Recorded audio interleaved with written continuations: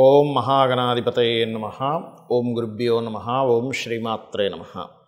ప్రేక్షకులకి ఆ లలితాంబిక అమ్మవారి యొక్క అనుగ్రహం పరిపూర్ణంగా కలగాలని మనస్ఫూర్తి కోరుకుంటూ, ఈ వారం మేషలగ్నం నుంచి మీనం వరకు, లగ్నం తెలిసే లగ్నం నుంచి చూసుకోండి, లేనట్లయితే రాశి నుంచి చూసుకోవచ్చు.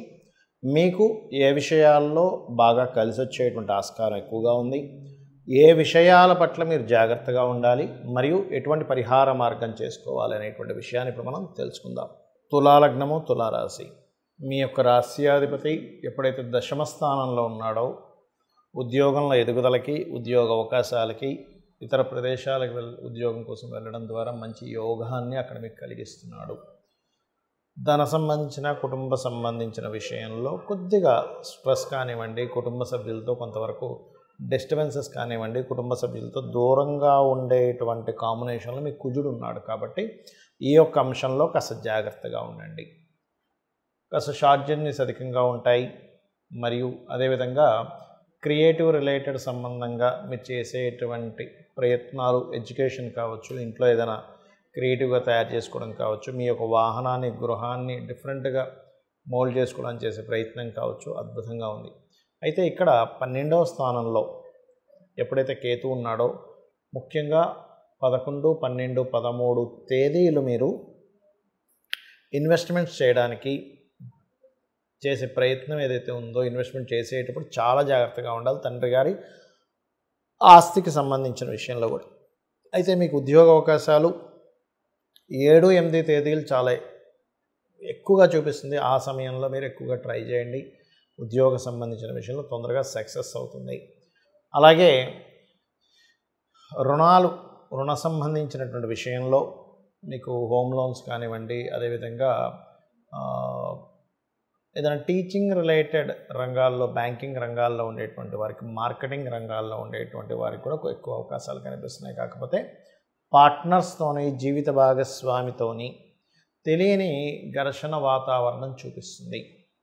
అదేవిధంగా ఇక్కడ గమనించుకున్నట్లయితే ఇష్టపడిన వారిని వివాహం చేసుకోవాలనేటువంటి ప్రయత్నం ఏదైతే ఉందో, ఎప్పుడైతే మీకు పంచమ స్థానంలో వక్రించిన శని వివాహకారక స్థానాన్ని ఎప్పుడైతే వీక్షిస్తుందో, ఆ విషయంలో కొంత ఘర్షణ సంబంధంగా ఉంటుంది. కాబట్టి ఈ యొక్క విషయాల పట్ల కాస్త జాగ్రత్తగా ఉండండి, పార్ట్నర్స్తోని, జీవిత భాగస్వామితో. అది ఇక మీరు ముఖ్యంగా చేయవలసినటువంటి దేవత ఆరాధన ఏమిటి? పంచమ స్థానంలో శని వక్రించాడు కాబట్టి కాళికా అమ్మవారి ఆరాధన చేయండి. అదేవిధంగా వక్రించిన శని ఇక్కడ మీకు ఏం చెప్తున్నాడంటే, షేర్ మార్కెటింగ్ రిలేటెడ్ సంబంధించిన విషయంలో డైలీ ట్రేడింగ్ చేసేవారు మరింత జాగ్రత్తగా ఉండాలి అనేటువంటి విషయం చూపిస్తుంది. బికాజ్ ఆఫ్ అందులో ప్రధానంగా 11, 12, 13 తేదీలు ఇన్వెస్ట్మెంట్స్ ప్లేస్లో ఈ యొక్క కేతువు దగ్గర చంద్రుడు కూడా వస్తున్నాడు. కాబట్టి ఆ సమయంలో మరింత జాగ్రత్తగా ఉండాలి.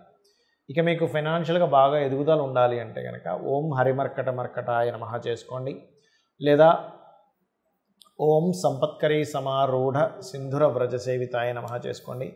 సప్తమ స్థానం వివాహ స్థానం, పార్ట్నర్ స్థానం ఉంది కాబట్టి ఆ విషయంలో మీకు ఎక్కువగా స్ట్రెస్ ఉన్నట్లయితే, ఒకవేళ సంబంధం కుదరనట్లయితే మీరు చేయవలసినటువంటిది ముఖ్యంగా ఓం కామేశబద్ధ మాంగళ్య సూత్ర శోభిత కంద్రాయ నమః చేయండి. అన్ని విధాలు బాగుంటుంది.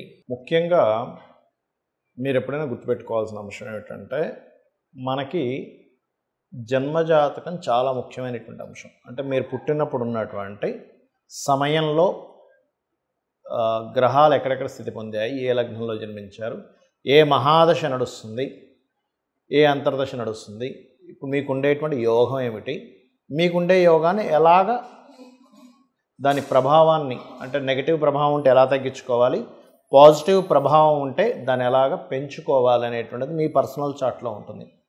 అంతేగాని మీరు చాలామంది ఏంటంటే ఏలినాడు శని, అర్ధాష్టమ శని, అష్టమ శని ప్రభావం వల్లే నా జీవితం మొత్తం ఇబ్బంది పడుతుందేమో అనుకుంటూ ఉంటారు. అలా అనుకోకండి దయచేసి.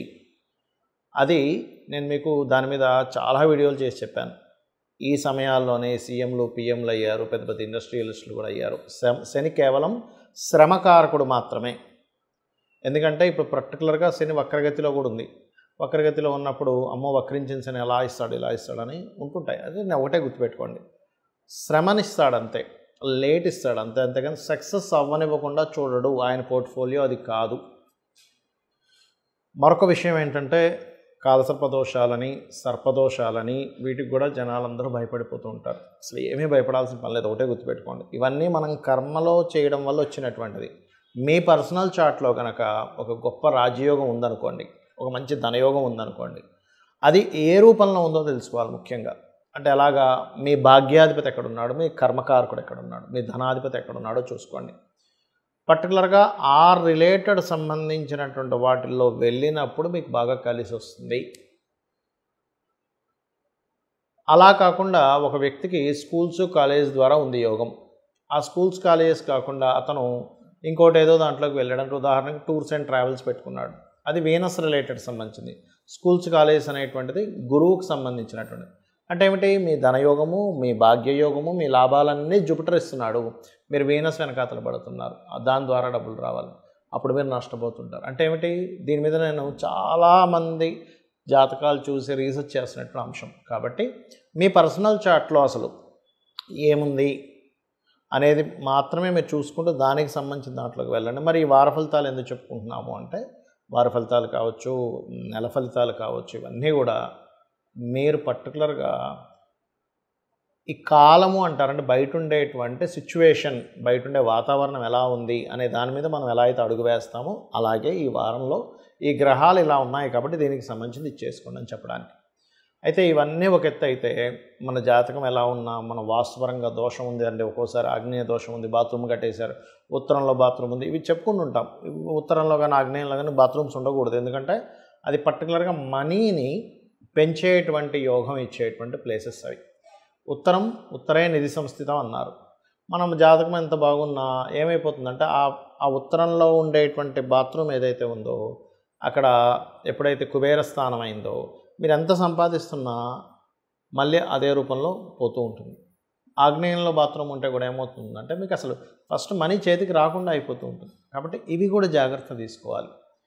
అయితే కొంతమందికి అవకాశం ఉంటుంది, ఏమండి నా జాతకం పరంగా చూపించుకొని సెట్ చేసుకుని, లేకపోతే వాస్తు, కానీ కొంతమందికి అవకాశం ఉండదు. అలాంటి వారు ఏం చేయాలి అంటే, ఏ విదేశాల్లోనే ఉంటారు, అక్కడ వాస్తులు అలాగే ఉంటాయి, అక్కడ నుంచి కదలలేరు, మారలేరు. అలాంటప్పుడు చిన్న చిన్న పరిహార మార్గాలతో దాన్ని సెట్ చేసుకోవచ్చు. అది కూడా అవకాశం లేనప్పుడు ఒకటే గుర్తుపెట్టుకోండి, ఉదయము సాయంత్ర సమయము అమ్మవారి యొక్క నామము ఓం శ్రీమాత్రే నమః చేసుకోండి. లేదండి నాకు మొత్తం లలిత సహస్రనామాలు నేను చదవగలను అనుకునేటువంటి వారు ఉదయం సాయంత్రం 2 పూటలు లలిత చదవండి. లేదా ఒక పూట లలిత, ఒక పూట విష్ణు సహస్రనామాలు కూడా చదవచ్చు. ఇలా గనక చేశారంటే ఇదంతా కూడా ఏంటంటే, అమ్మవారి నామములు ఏవైతే ఉంటాయో లలిత సహస్రనామాలు మీకు ఒక రక్షణ కవచంలా నిలబడుతుంది. మీ జాతకం, మీరు పూర్వజంలో చేసిన కర్మ ఎలాంటిది ఉన్నా కూడా ఇవన్నిటిని తొలగిస్తుంది. అదే కాకుండా ఇప్పుడు కాస్త శని భగవానుడు వక్రించున్నాడు కాబట్టి ముఖ్యంగా అయితే ఇవన్నీ ఒక ఎత్తు అయితే, మన జాతకం ఎలా ఉన్నా, మన వాస్తుపరంగా దోషం ఉంది అంటే, ఒక్కోసారి ఆగ్నేయ దోషం ఉంది, బాత్రూమ్ కట్టేశారు, ఉత్తరంలో బాత్రూమ్ ఉంది, ఇవి చెప్పుకుంటూ ఉంటాం. ఉత్తరంలో కానీ ఆగ్నేయంలో కానీ బాత్రూమ్స్ ఉండకూడదు, ఎందుకంటే అది పర్టికులర్గా మనీని పెంచేటువంటి యోగం ఇచ్చేటువంటి ప్లేసెస్ అవి. ఉత్తరే నిధి సంస్థితం అన్నారు. మనం జాతకం ఎంత బాగున్నా ఏమైపోతుందంటే, ఆ ఉత్తరంలో ఉండేటువంటి బాత్రూమ్ ఏదైతే ఉందో అక్కడ ఎప్పుడైతే కుబేర స్థానం అయిందో, మీరు ఎంత సంపాదిస్తున్నా మళ్ళీ అదే రూపంలో పోతూ ఉంటుంది. ఆగ్నేయంలో బాత్రూమ్ ఉంటే కూడా ఏమవుతుందంటే, మీకు అసలు ఫస్ట్ మనీ చేతికి రాకుండా అయిపోతూ ఉంటుంది. కాబట్టి ఇవి కూడా జాగ్రత్త తీసుకోవాలి. అయితే కొంతమందికి అవకాశం ఉంటుంది, ఏమండి నా జాతకం పరంగా చూపించుకొని సెట్ చేసుకుని, లేకపోతే వాస్తు, కానీ కొంతమందికి అవకాశం ఉండదు. అలాంటి వారు ఏం చేయాలి అంటే, ఏ విదేశాల్లోనే ఉంటారు, అక్కడ వాస్తులు అలాగే ఉంటాయి, అక్కడ నుంచి కదలలేరు, మారలేరు. అలాంటప్పుడు చిన్న చిన్న పరిహార మార్గాలతో దాన్ని సెట్ చేసుకోవచ్చు. అది కూడా అవకాశం లేనప్పుడు ఒకటే గుర్తుపెట్టుకోండి, ఉదయము సాయంత్ర సమయము అమ్మవారి యొక్క నామము ఓం శ్రీమాత్రే నమః చేసుకోండి. లేదండి నాకు మొత్తం లలిత సహస్రనామాలు నేను చదవగలను అనుకునేటువంటి వారు ఉదయం సాయంత్రం 2 పూటలు లలిత చదవండి. లేదా ఒక పూట లలిత, ఒక పూట విష్ణు సహస్రనామాలు కూడా చదవచ్చు. ఇలా గనక చేశారంటే ఇదంతా కూడా ఏంటంటే, అమ్మవారి నామములు ఏవైతే ఉంటాయో లలిత సహస్రనామాలు మీకు ఒక రక్షణ కవచంలా నిలబడుతుంది. మీ జాతకం, మీరు పూర్వజంలో చేసిన కర్మ ఎలాంటిది ఉన్నా కూడా ఇవన్నిటిని తొలగిస్తుంది. అదే కాకుండా ఇప్పుడు కాస్త శని భగవానుడు వక్రించున్నాడు కాబట్టి ముఖ్యంగా ఓం అనాకలిత సాదృశ్య చుబుకశ్రీ విరాజితాయే నమః. అదేవిధంగా ఓం హరిమర్కట మర్కటాయ నమః అనే నామస్మరణ రెగ్యులర్గా చేయండి.